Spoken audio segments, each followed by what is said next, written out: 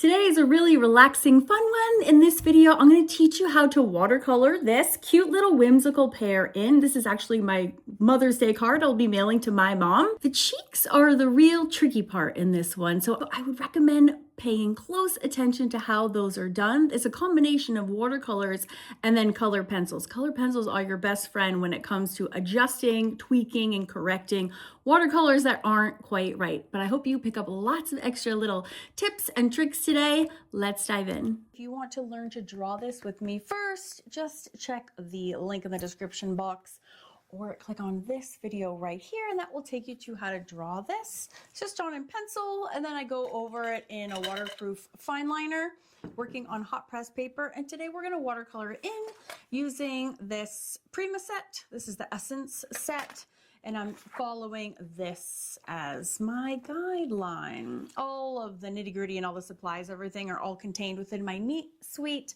and I will put information about that in the description box below. So let's dive in. I'm going to use this Chant. It's kind of like the perfect, just generic white skin color. So let's not complicate it. Everybody complicates skin tones so much, and I'm like, hey, let's just chuck some color on there, you know, and call it a day. All right, so I'm just using this straight up out of the tube, and I'm just going to spread this all over. Just using the water as the vehicle. My paper was dry to begin with. Didn't quite have enough. It's hard enough just spreading a solid color of watercolor. So whenever I have the opportunity to not mix a skin tone, I take it because life's hard enough. Let's not make it any harder than it has to be. Okay, now once that's covered, we're just gonna keep going down her neck. Again, I'm just using Chant all by itself. It's kind of really juicy right there. So while my brush is still juicy, I'm gonna take this and spread it. I do this all the time where I kind of make too much in one spot, and then I actually use that as my palette, which sounds super weird, but that is what I do. And my neighbor just started up his pressure washer, so I'm gonna have to table this until he's done, because that's super annoying. All right, so she's a little splotchy. Try to hurry this up, but while it's still splotchy, you can use a little bit of water to kind of just keep spreading it out. And I'm kind of taking the excess and I'm rubbing it off onto a paper towel next to me. Kind of chasing this little bead around.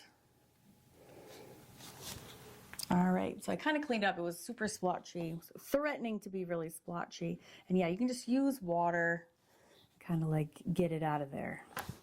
Okay, this is still a little bit wet. I'm just going to take a tiny bit of this Adore color, and I'm just going to drop it around here for her cheeks, up next her eye.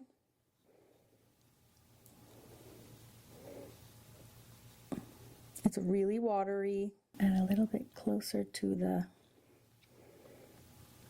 hairline. And then you can kind of take it. Now there's still tons on my brush, so I'm also going to kind of dot it over on this side. Again, I'm sort of using my paper as a palette.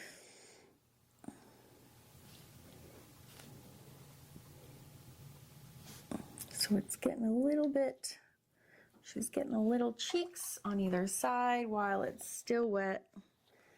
And I'm just going to use water. Water is the power in watercolors. It erases, it moves things around.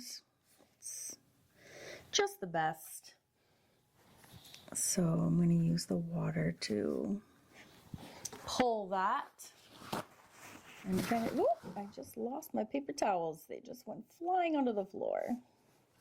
So you can move your brush to kind of skirt this around. If it's too much, you can just use your paper towel and give it a little boop, boop, boop. And that will kind of like chill things out if things are getting a little aggressive.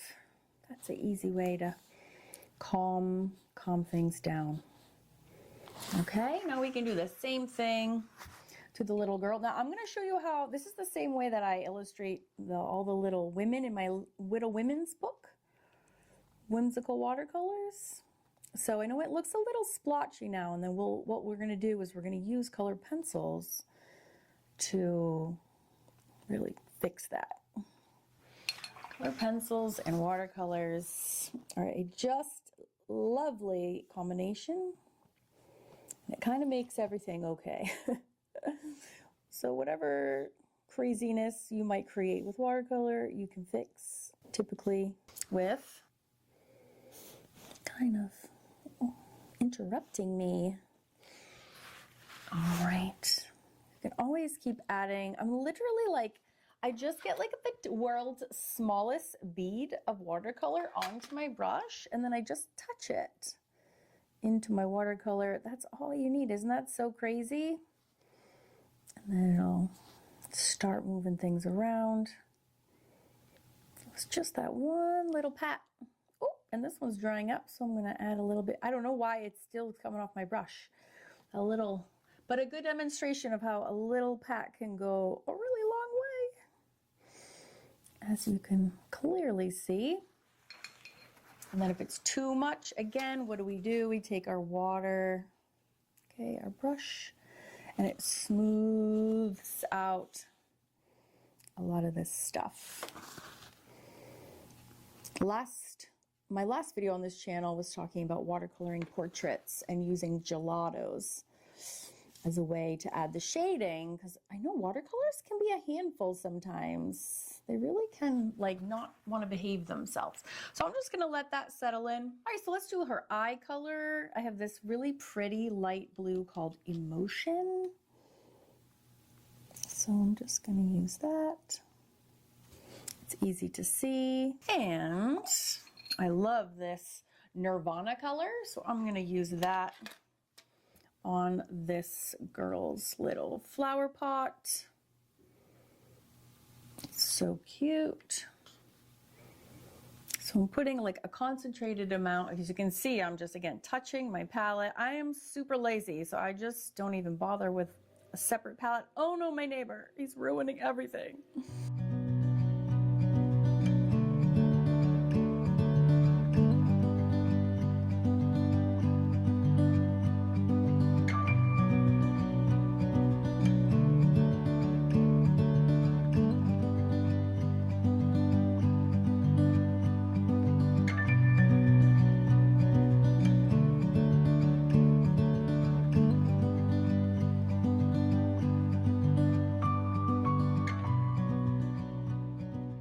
Her shirt, I'm going to make the color Unite, which is this brown right here. So again, I'm going to put the darkest bits on either side and then use water to join them up in the middle.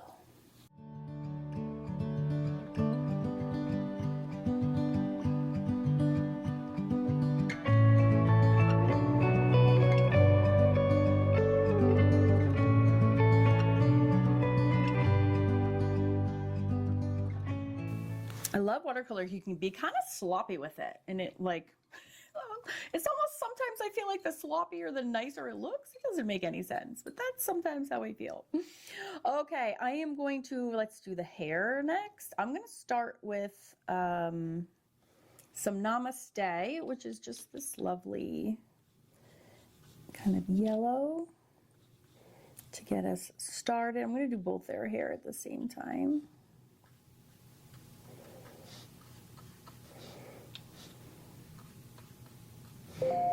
And then I'm going to quickly add Unite, which is the same color we just did for her shirt.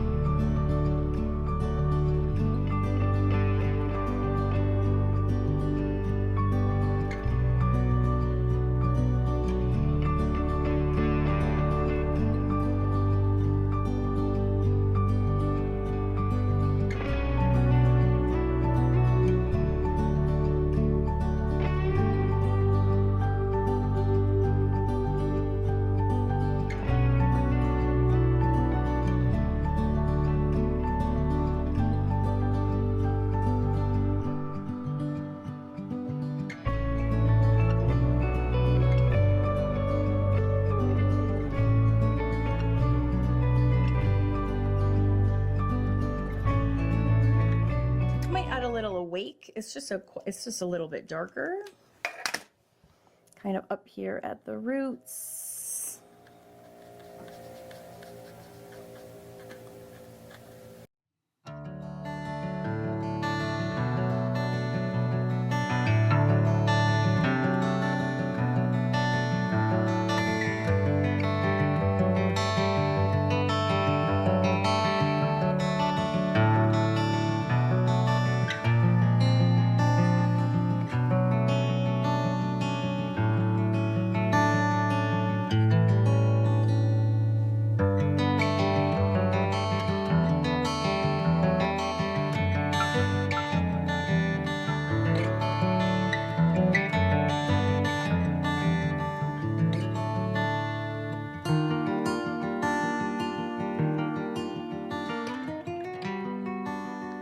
Awesome, awesome. Oh, I forgot about this little pot. I'm gonna go do that now while these other things are drying. And I'm gonna make that, let's see. I love this eternity color, is gorgeous. I'm gonna make it that.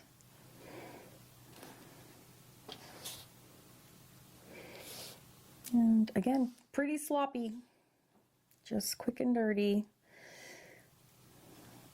which is a really nice change when you're doing kind of precise work a lot, which I do. It's really nice to just have like a slap-tastic one on occasion. I'm going to make this flower over here the same color to kind of balance it out. Okay, and I need for this to dry a bit so that we can come in here and it's not going to interact with any of the hair color. So I'm going to dry this with my heat gun and then come back and do the flowers.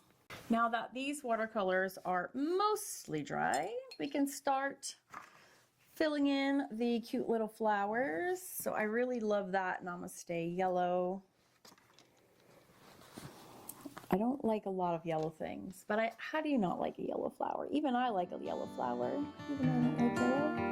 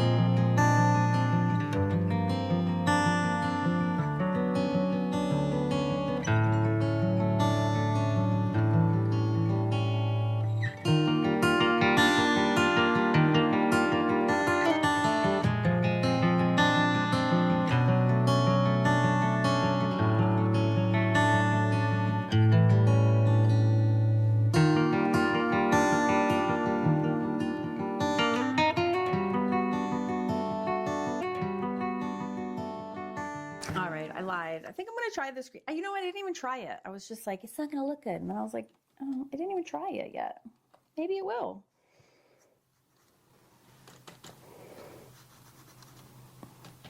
Maybe it will. Maybe it won't.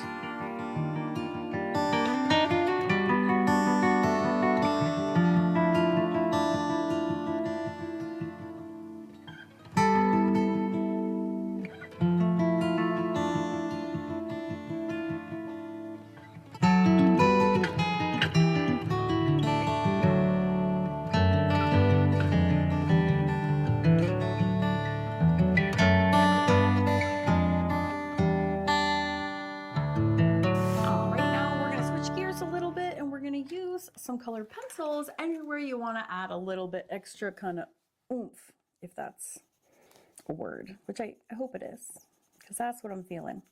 I'm going to make this left side a little bit, just a little bit darker. It just adds a little bit of a sophistication. And a little bit over here too. And what else could I use this color for? I could also use it for her hair. Once again, trying to get the kind of roots a little bit darker.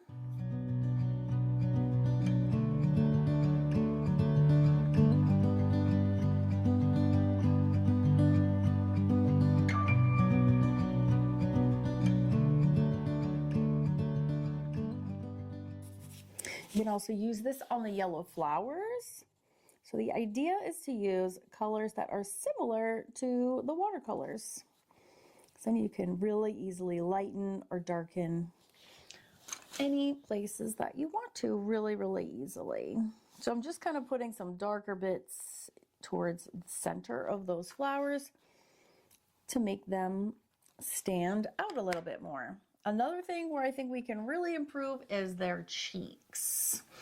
They're a little bit of a rosacea mess at the moment, so I'm going to use a light pink pencil.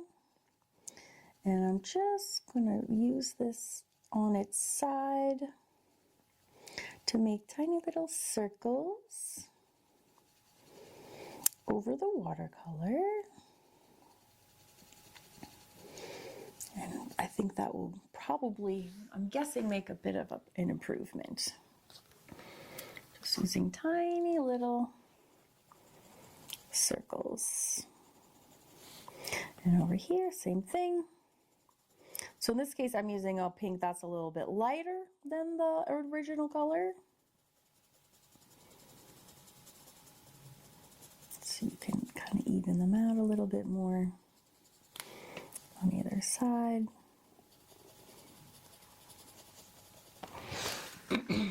Now that's a low to no stress way of adding cheeks, because I know watercolors and cheeks can be a little stressful. Wet on wet on a face can be very nerve-wracking. So you don't want to screw it up. I totally get it.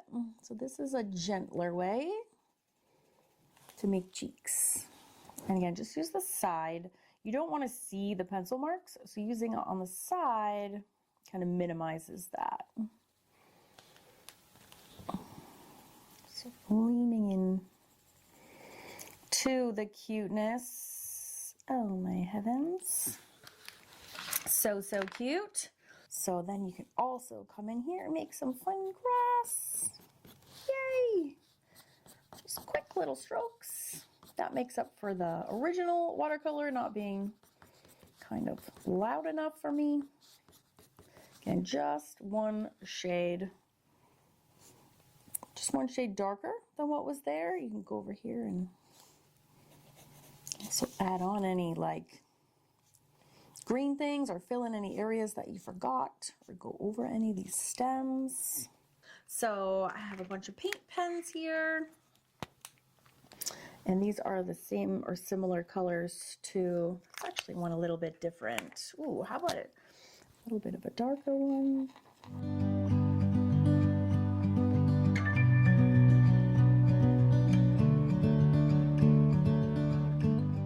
We need to have some white for their eyes. Give them a little, gotta give them a little dollop. Right? Make their eyes come to life. Any of these flowers. And this is something that I do to all of my whimsical characters, animals or humans, which is we actually want to add quite a bit of shading into the eye. It adds like so much more dimension. I know that she's just like a silly, whimsical little pear. But just adding a little bit of, this is just the butt of my dirty blending stump. It kind of just emphasizes the light that's shining out of them. So don't be afraid to really kind of muddy in the whites of the eye. It'll just make that highlight shine even brighter. You can shade with the color pencils, but you can also keep shading with graphite pencil as well. I do this all the time, especially in my animal books, where you just take a little graphite and you can smudgy the areas that you want to be a little bit darker. This will be good kind of like in here as well, like we just did with the color pencil. So that's totally optional. Of course, everything is totally optional. It's also good for neck shadows as well. And again, if you didn't have that dirty blending stumps, you could actually just lightly sketch with a soft pencil in the eye and then just smudgy those with your blending stump. makes a really big impact.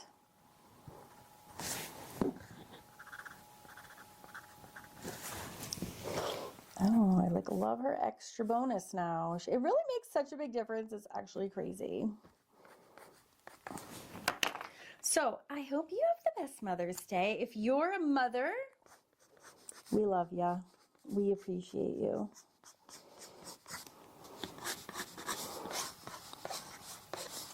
And I'll see you next week for a little studio tour. I'm going to give a little studio tour behind the scenes. So stay tuned. In the meantime, if you want another cute little project today, click this playlist and enjoy.